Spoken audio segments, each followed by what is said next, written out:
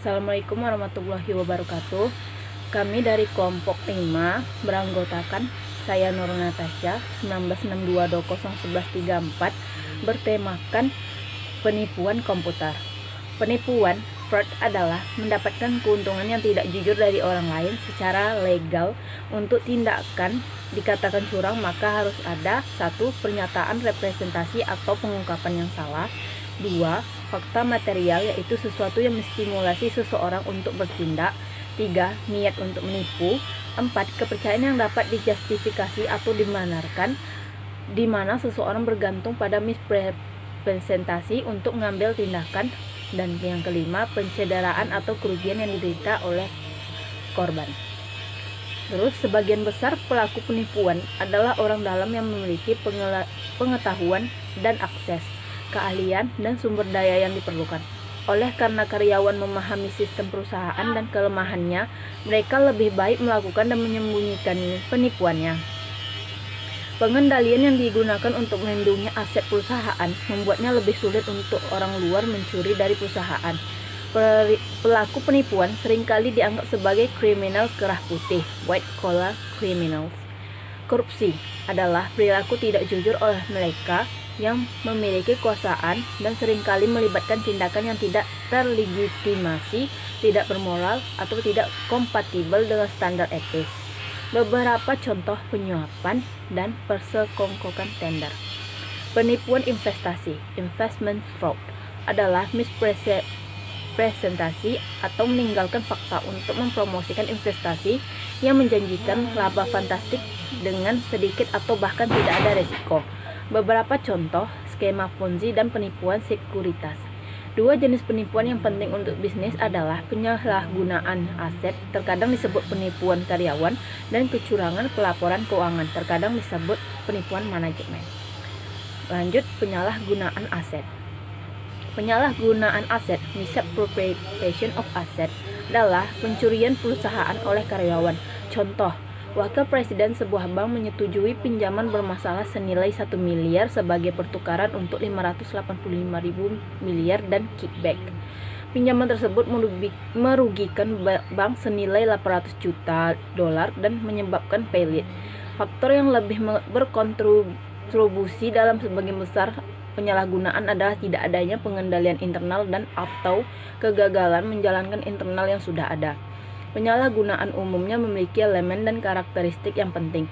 Para pelaku memperoleh kepercayaan atau keyakinan dari entitas yang ditipu, menggunakan informasi yang penuh dengan tipu muslihat, licik, atau menyesatkan untuk melakukan penipuan, menyembunyikan penipuan dengan memalsukan catatan atau informasi lainnya, jarang menghentikan penipuan secara sukarela. Melihat begitu mudah untuk mendapatkan uang ekstra, kebutuhan atau ketamakan akan mendorong orang untuk melanjutkannya. Beberapa penipuan yang mengabadikan diri jika pelaku berhenti, tindakan mereka akan diketemukan. Menghabiskan uang yang didapatkan secara tidak benar. Menjadi tamak dan mengambil sejumlah uang yang lebih besar pada jangka waktu yang lebih sering akan membuat resiko terungkapnya penipuan meningkat.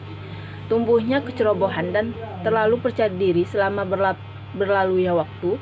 Jika ukuran penipuan tidak mengarah ke penemuannya, pelaku seringkali membuat kesalahan yang mengarah pada penemuan tersebut.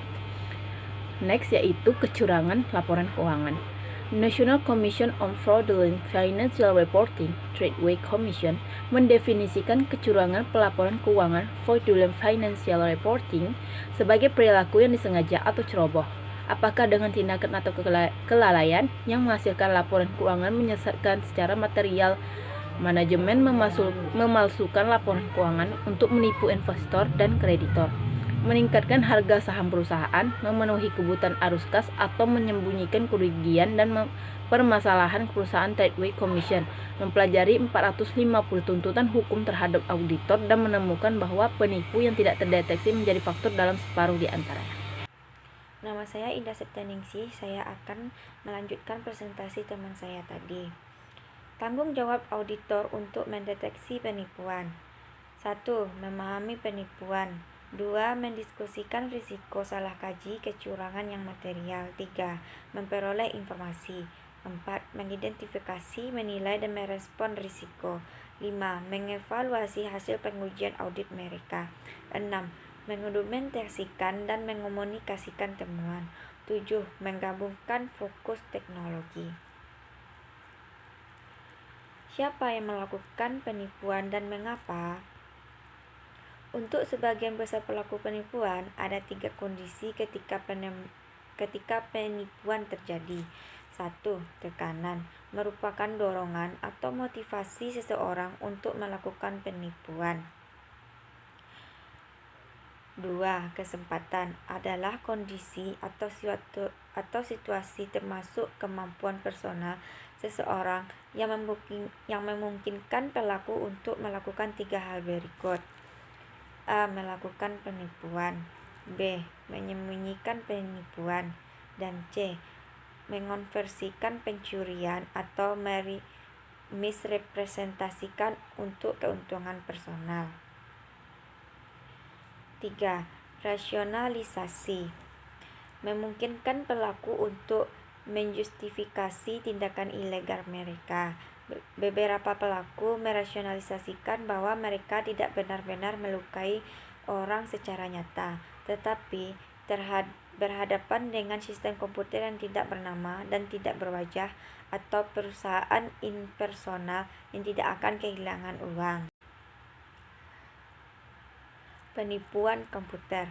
Penipuan komputer adalah setiap penipuan yang mensyaratkan teknologi komputer untuk melakukan penipuan. Contohnya meliputi pencurian, penggunaan akses, modifikasi, penyalinan atau penghancuran yang tidak sah pada perangkat lunak ataupun perangkat keras atau data. 2. Pencurian aset yang ditutupi dengan menggantikan catatan komputer.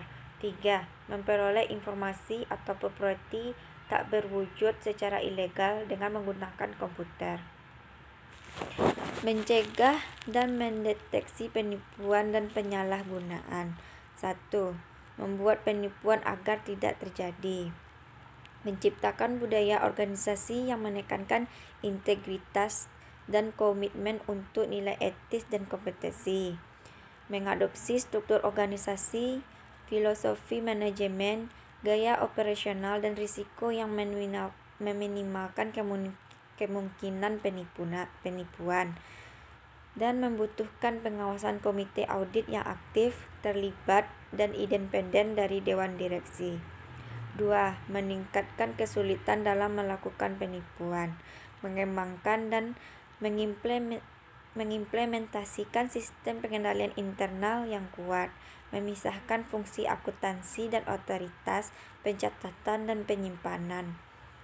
3. Mengurangi kerugian penipuan, menjaga asuransi yang memadai, mengembangkan kontingensi penipuan yang komprehensif, pemulihan bencana, dan rencana kelangsungan bisnis.